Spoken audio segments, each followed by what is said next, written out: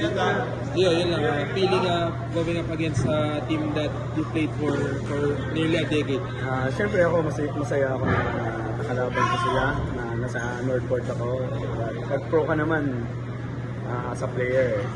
Moving forward sa lahat ng nangyari. So, enjoy lang. Wala namang ibang gagawin, kundi yun lang. Pero obviously naman kanina lagi kang tinitripan ng mga dati. Siyempre kasi namimiss ko silang yung kulitan namin dati na nandun pa ako ba. Yun, except Kuya Mark kasi lalo na si Kuya Mark. Siya talaga yung katabi ko since nung rookie ko dyan sa Magnolia. Siya yung kakulitan ko kahit sa practice, kahit tumba-tumbahan kami dyan sa depensa sa practice. Kaya nakakamiss. Ano yun? But yun nga, sa pro, kailangan natin moving forward always. Ano yung mo, mga pinaka-na-miss mo dun sa team ko?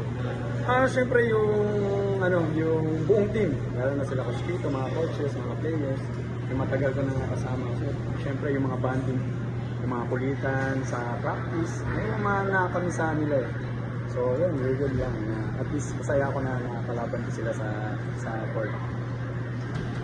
Kay gigil ka ba sana na magpakita against them? Wala naman. Siyempre, kilala naman natin yung Magnolia. Ako, sabi ko naman kila sa mga players, stay positive lang, lalo na wala kaming import. So, enjoy ko lang din yung laro. Tingnan mo nga, wala pa kaming import, di ba?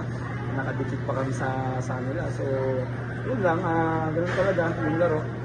May manalo, may mataya. So, moving forward, the next game.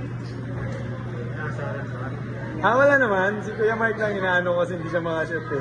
Pero wala lang yung yung biro-biro lang yung mga ganun. Kasi kilala ko naman si Kuya Mark kung paano siya maglaro. Thank you.